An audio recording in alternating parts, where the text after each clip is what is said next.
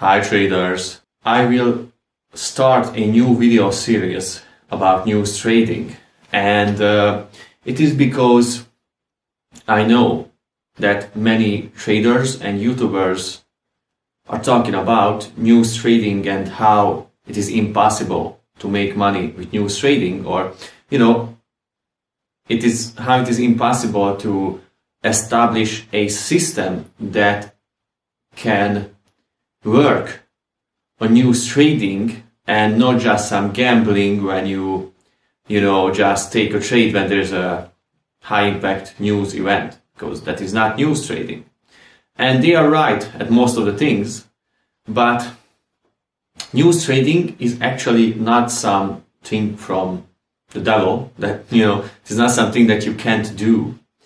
It is something that is extremely complex, but if you are a person who, if you like challenges and adventures of your brain, and if you like to think and create strategies and analyze, then you will have some fun with it. And in this video series, I want to talk about the key elements of news trading. And first, in this first video, I will talk about CPI, and it is an index, and I will talk about all the indexes in this video series.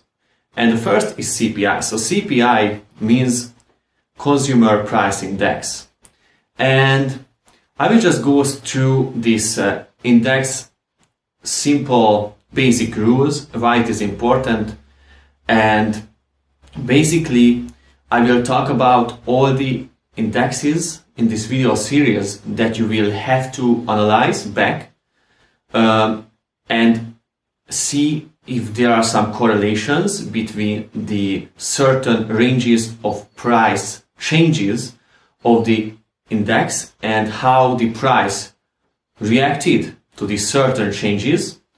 And if you want to be successful, of course, you have to really analyze the market and all the key elements and create equations for yourself that are suitable for your trading style, and systems that are really just established and they are ready to, and systems that are comfortable for you to trade with. So I won't talk about the gambling side of news trading at all, because that is bullshit, and all other YouTubers are right that that is bullshit. So let's start with CPI, Consumer Price Index. Now, what is CPI? CPI is basically an index that measures a certain group of goods and services and how its prices changed over a period of time, and then it is averaging them. So basically it works in a way that you have a base period and you have a given period, and basically you get all these goods and services like transportation and medical care and food and these kind of stuff that the average person, or any person in the world is using.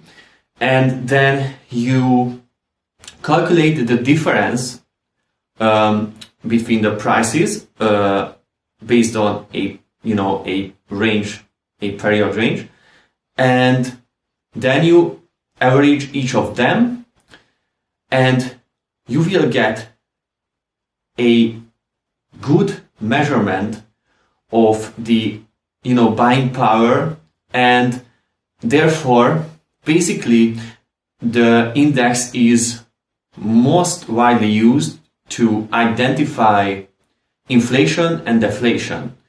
And just to quickly just establish some things, what is inflation, and I will try to explain it in the most simple way.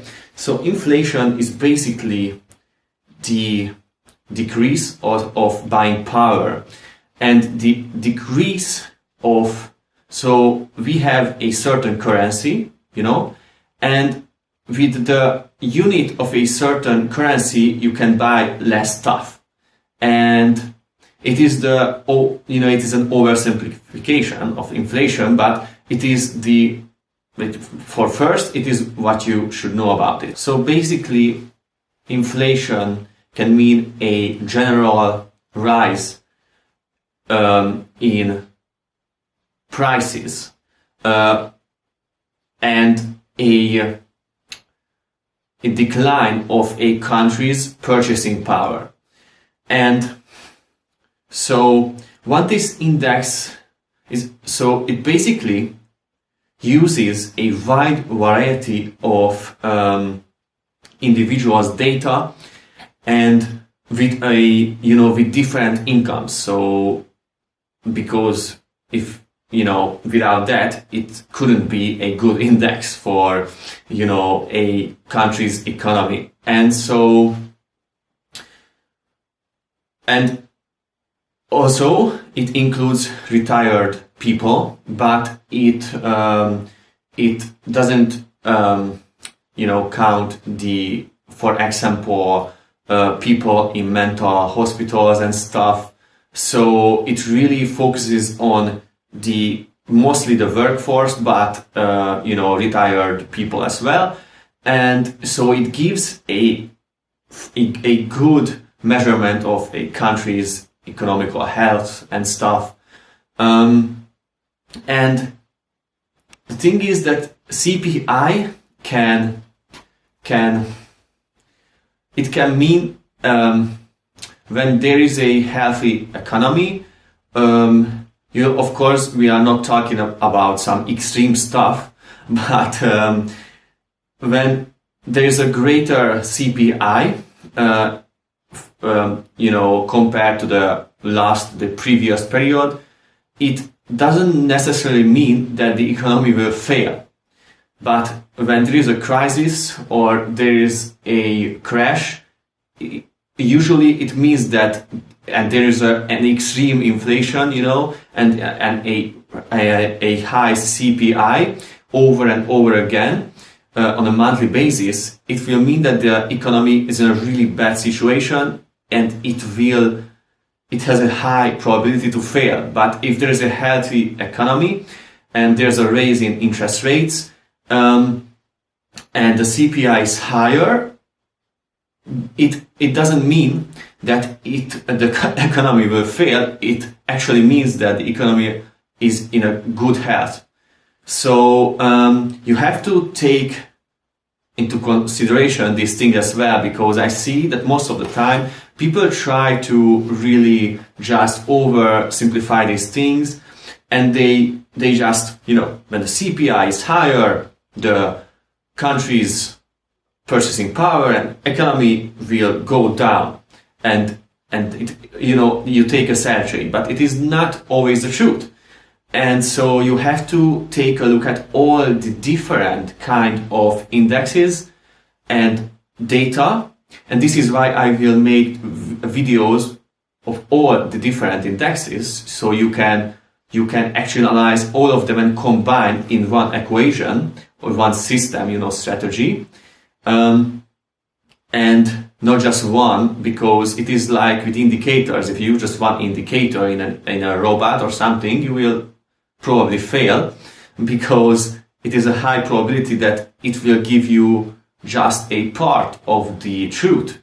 And if you just look at one part of the truth, you don't see the whole picture, and you have to have balance if you want to be profitable in the markets. So I think this was today's video. I hope you enjoyed this, this format. And if you are interested in these topics, I highly appreciate if you subscribe to my channel and you leave some comments on, anything, if you like the video or if you have some recommendation. And yeah, ciao.